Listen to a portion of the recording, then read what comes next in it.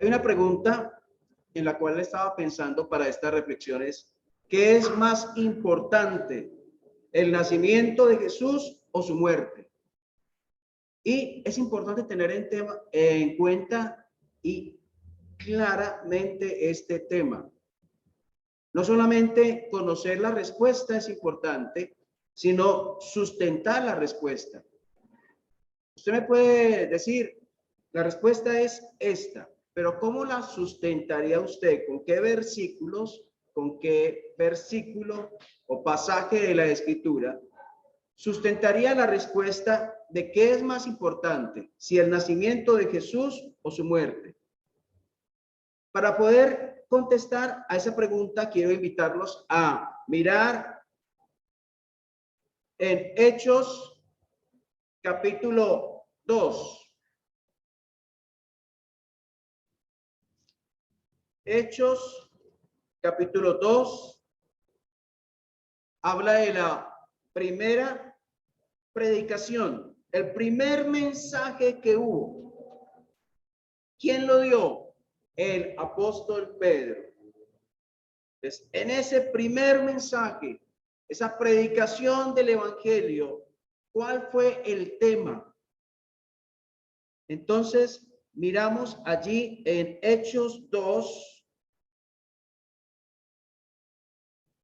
versículo 22. El mensaje para esta audiencia en aquel momento, en ese primera predicación, primer discurso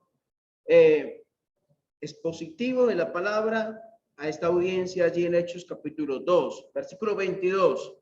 Varones israelitas, oíd estas palabras.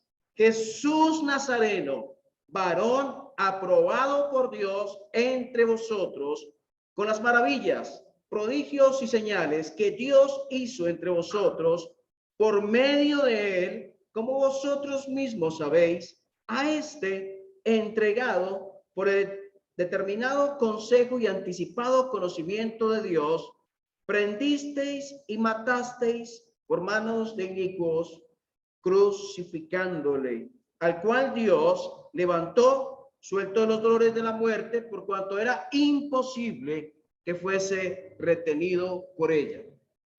La pregunta inicial es, ¿qué es más importante, el nacimiento de Jesús o su muerte?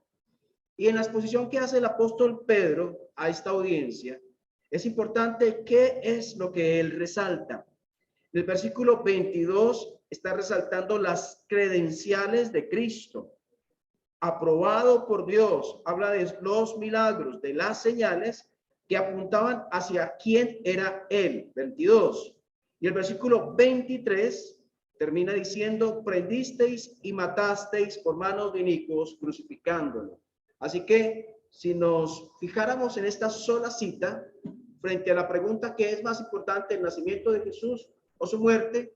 Aquí no se menciona directamente su nacimiento, pero sí se menciona con toda claridad su muerte.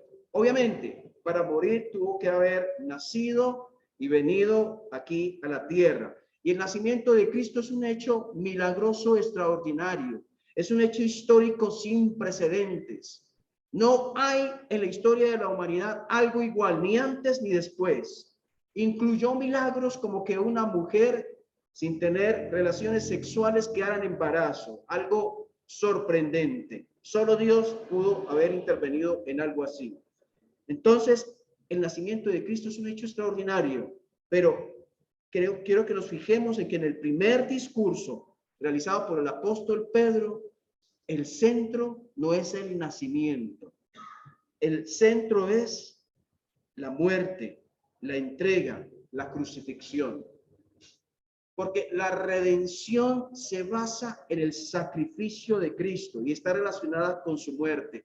Cuando nos vamos atrás a Génesis capítulo 3 y están frente al Señor Jehová, Adán y Eva, en el versículo 21 dice, y Dios les hizo túnicas de pieles y les vistió. Desde ahí está apuntando a ese sacrificio. El sacrificio es la base fundamental del evangelio.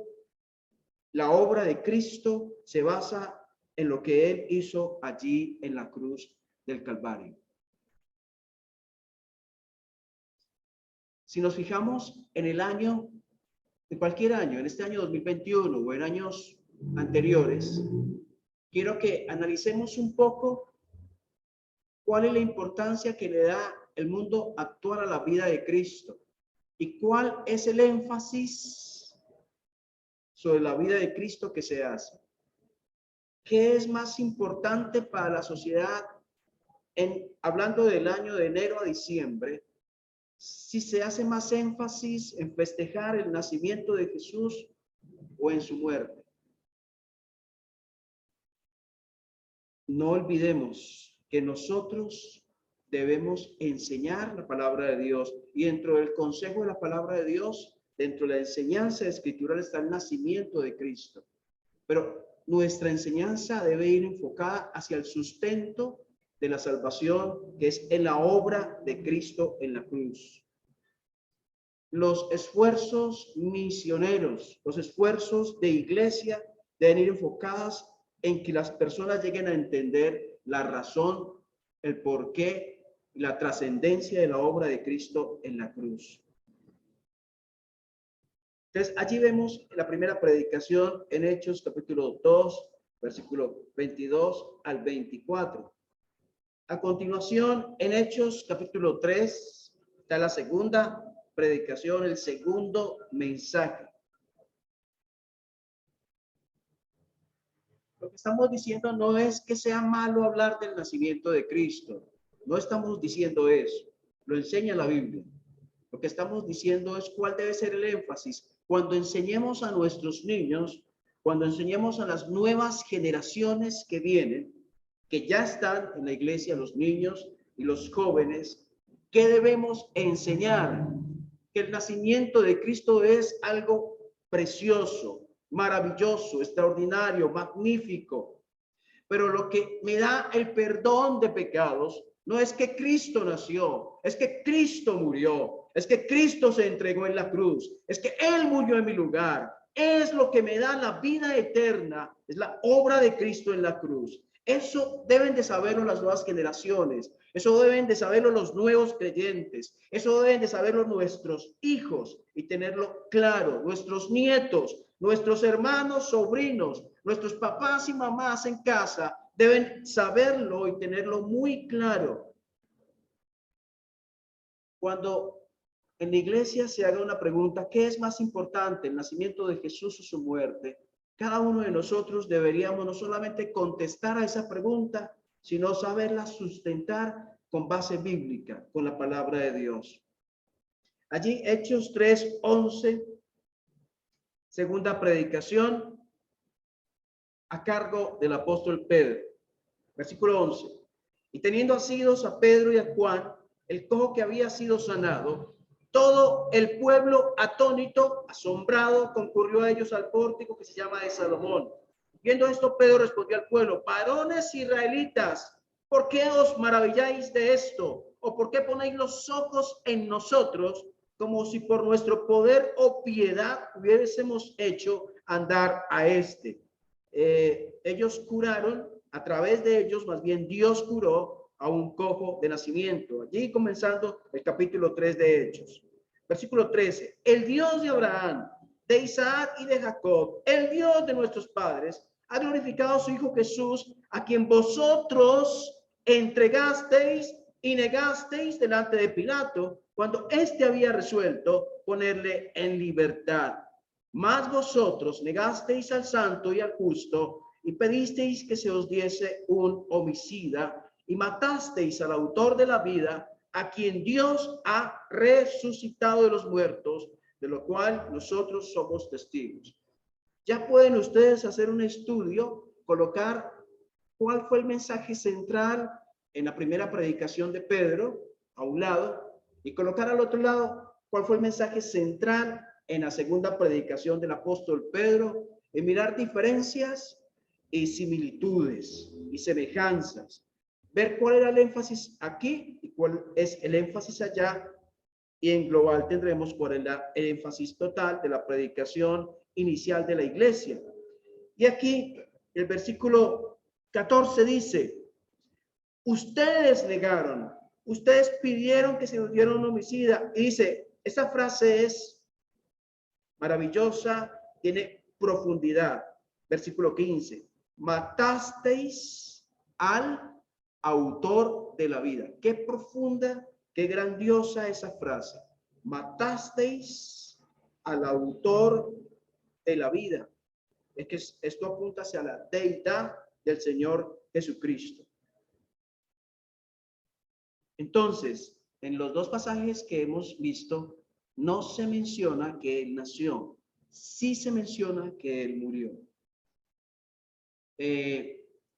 Cristo nació el 25 de diciembre, no dice de la Escritura cuándo nació.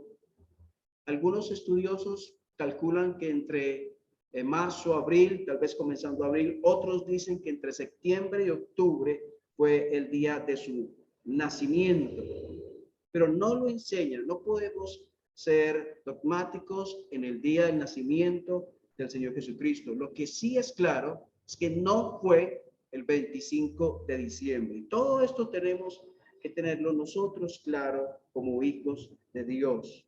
Allí en primera carta de Pablo a los Corintios, capítulo 15, primera de Corintios,